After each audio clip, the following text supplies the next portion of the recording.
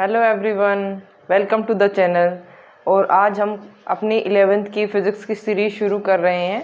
आज हम chapter kinematics start करेंगे और आज के लेक्चर में हम डिस्टेंस, डिस्प्लेसमेंट और average speed and instantaneous speed ये टॉपिक्स कवर करेंगे।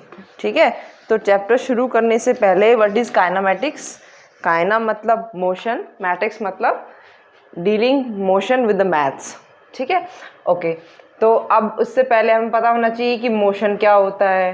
ठीक है, व्हाट इज़ मोशन और रेस्ट। कोई बॉडी रेस्ट में कब होती है और मोशन में कब होगी कोई बॉडी। मोशन मतलब whenever body change its position with time.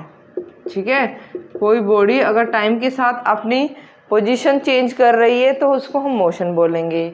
Rest मतलब क्या हो गया, रेस्ट मतलब whenever body does not change its position with respect to time। ठीक है, एग्जाम्पल के लिए मोशन जैसे अर्थ। ठीक है, अर्थ मोशन में रिवॉल्व कर रही है। ठीक है, रेस्ट में जैसे कोई भी टेबल है अभी के लिए, है ना, या वॉल, ये वॉल हमारे लिए एक रेस्ट पोजीशन में। ठीक है, तो ये हो गया हमारे पास रेस्ट एंड मोशन। अब हम शुरू करते हैं डिस्टेंस और डिस्प्लेसमेंट से। ठीक है, जो कि मेन टॉपिक है हमारा डिस्टेंस एंड डिस्प्लेसमेंट। ठीक है, तो डिस्टेंस क्या होगा, any path between initial position and final position.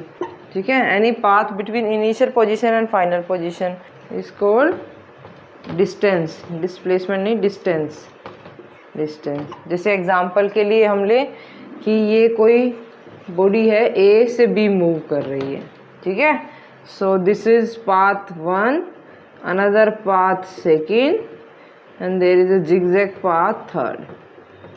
तो ये सारे पाथ 1st, 2nd, 3 सारे ही पाथ को हम डिस्टेंस कह सकते हैं। ठीक है, ए से बी जाने का कोई भी रास्ता, ठीक है, ए से बी बॉडी को मूव करने के लिए कोई भी पाथ आप मतलब अगर लोगे तो सारे पाथ जो है वो क्या कहलाएंगे, डिस्टेंस कहलाएंगे। ठीक है, ऐसे ही डिस्प्लेसमेंट की अगर हम बात करें तो डिस्प्लेसमेंट क्या होगा, शॉर्टेस्ट पाथ बिटवीन या from, shortest path from initial position to final position. ठीक है, ये हमारे पास हो गया डिस्प्लेसमेंट। ठीक है, shortest path between initial to final position is called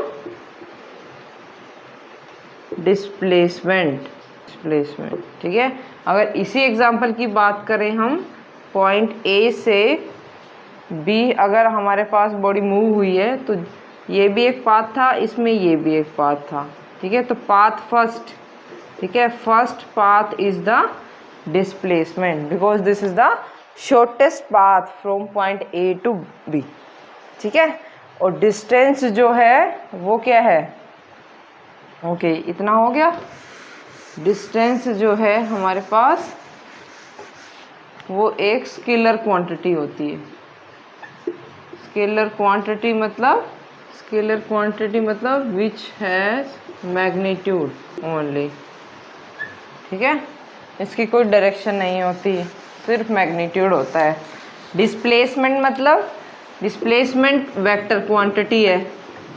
ठीक है, डिस्प्लेसमेंट क्या है, वेक्टर क्वांटिटी, मतलब it has magnitude as well as direction. Means if we are talking about displacement so we can say, जैसे जो हमने एग्जांपल लिया था, ठीक है, ए से बी, ये एग्जांपल लिया था ना हमने, ये फर्स्ट पाथ जो डिस्प्लेसमेंट है तो इसकी डायरेक्शन क्या होगी, from A to B, towards A to B, ये डायरेक्शन होगी। और डिस्टेंस कुछ भी हो सकता है, फर्स्ट पाथ भी हो सकता है, सेकंड पाथ भी हो सकता है, थर्ड पाथ भी हो सकता है। ठीक है, तो कुछ भी हो सकता है, इसलिए वी डोंट नो। ठीक है, सारे ही डिस्टेंस है तो ये क्लियर नहीं है कि डायरेक्शन कौन सी है, तो ये एक स्केलर क्वांटिटी है। ठीक है, डिस्टेंस स्केलर क्वांटिटी है और डिस्प्लेसमेंट जो है वो वेक्टर क्वांटिटी। ओके, ठीक है, तो अब हम एग्जाम्पल से और अच्छे से क्लियर करते हैं। सपोज एक सेमी सर्कल गिवन है। ठीक है, let us take a example. Semi circle given है जिसकी रेडियस r है, ठीक है, रेडियस r गिवन है, ठीक है, वी कैन से 35 मीटर, ठीक है, रेडियस r क्या है 35 मीटर, ठीक है, this is point A and point B, ठीक है। So body move from A to B through C, ठीक है। तो we have to find out distance and displacement. तो डिस्टेंस क्या होगा, ठीक है, जो भी पाथ बॉडी ने फॉलो किया है from A to B towards C, इस तरह से गई है बॉडी, ठीक है।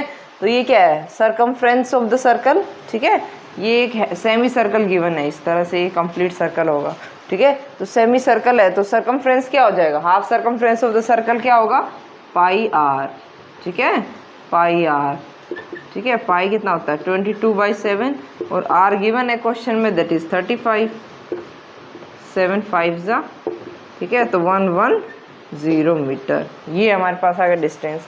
अगर डिस्प्लेसमेंट की बात करें तो डिस्प्लेसमेंट क्या होता है, shortest path from point A to B, तो this will be the shortest path, ठीक है। तो ये क्या है हमारे पास, डायामीटर, ठीक है, diameter of the circle, diameter of the circle क्या होता है 2r, that 2 into 35, that is equal to 70 metre, ठीक है। This was the simple example of distance और डिस्प्लेसमेंट, ठीक है। एक और एग्जाम्पल हम कंसीडर करते हैं ऐसे ही, ठीक है, एक और एग्जाम्पल ले लेते हैं। Suppose this is the circle, the centre of the circle, ठीक है, object move from A point two B point, ठीक है, and follow this path, follow this path, find the displacement, ठीक है। अब क्या फाइंड करना है हमें, डिस्प्लेसमेंट। तो डिस्प्लेसमेंट क्या होगा, देखो अब ये रेडियस r है, ठीक है, ये रेडियस r है, this will also the radius r and we have to find out this shortest path from A to B, ठीक है। तो ये जो हमारे पास क्या होगा, शॉर्टेस्ट पाथ होगा, ये हमें फाइंड आउट करना है, ठीक है, ये हमें फाइंड आउट करना है, ठीक है। तो पाइथागोरस थ्योरम, अगर हम ये परपेंडिकुलर 90 डिग्री एंगल है, पाइथागोरस थ्योरम लगाएंगे तो हम ये निकाल सकते हैं, क्या हो जाएगा इसके ऊपर, this side square plus this side square root, ठीक है। तो r square plus r square और उसका अंडर, ठीक है, 2r स्क्वायर अंडर, ये हम कह सकते हैं अंडर 2r, ये हो जाएगा डिस्प्लेसमेंट, ठीक है ना। देखो अब ये वेक्टर हमने डिस्कस नहीं किया है, वेक्टर डिस्कस करेंगे तो और पता चलेगा, ठीक है। वेक्टर सब में भी हम कर सकते हैं, ठीक है, this is vector r, this is another vector r, we have to find out this, ठीक है। तो कैसे होता है, ठीक है, O A B, ठीक है, दो वेक्टर्स का सम रिजल्टेंट, दो वेक्टर्स का सम, उसका रिजल्टेंट क्या होता है, रिजल्टेंट ऑफ टू वेक्टर्स, ठीक है, रिजल्टेंट ऑफ टू वेक्टर क्या होगा, r1 का square plus r2 square plus 2r1 r2 cos of theta और उसका अंडर, ये रिजल्टेंट होता है, ठीक है। तो ये एंगल कितना है दो वेक्टर्स के बीच में 90 डिग्री, तो क्या हो जाएगा, r1 किसके इक्वल है, r के, r square plus r square plus 2r into r cos of 90 degree is 0, ठीक है। तो ये टर्म 0 हो गई, 0 है, तो r square plus r square का अंडर, ठीक है, तो क्या आ गया अंडर 2r, ओके, ठीक है। तो दोनों से हमारे पास ये सॉल्यूशन आया, समझ में आया। तो यहाँ से ऐसे हम डिस्टेंस और डिस्प्लेसमेंट अभी हमने डिस्कस किया। Now we will discuss average speed, distance और डिस्प्लेसमेंट हमने पढ़ा, स्केलर और वेक्टर क्वांटिटी होते हैं, ठीक है, डिस्टेंस स्केलर क्वांटिटी और डिस्प्लेसमेंट वेक्टर। डिस्टेंस और डिस्प्लेसमेंट की यूनिट क्या होगी, सेम, ठीक है, डिस्टेंस और डिस्प्लेसमेंट की यूनिट क्या होगी, डिस्टेंस की यूनिट भी मीटर और डिस्प्लेसमेंट की यूनिट भी मीटर, ठीक है, डिस्प्लेसमेंट की यूनिट भी मीटर, ठीक है, ओके। अब हम पढ़ते हैं एवरेज स्पीड, ठीक है, दो टॉपिक कवर करने हैं हमें, एक तो एवरेज स्पीड और another one is instantaneous speed, ठीक है, इंस्टेंटेनियस स्पीड, क्या क्या होते हैं दोनों, ठीक है, ओके। चलो, तो स्पीड क्या होता है भाई? Speed is total distance upon total time. Simply अगर हम स्पीड की डेफिनेशन लिखें, ठीक है, या एवरेज स्पीड की डेफिनेशन लिखें, speed is a total distance covered by any body in total given time, ठीक है।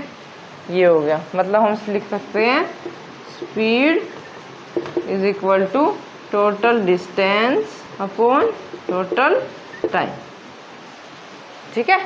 इतना क्लियर है?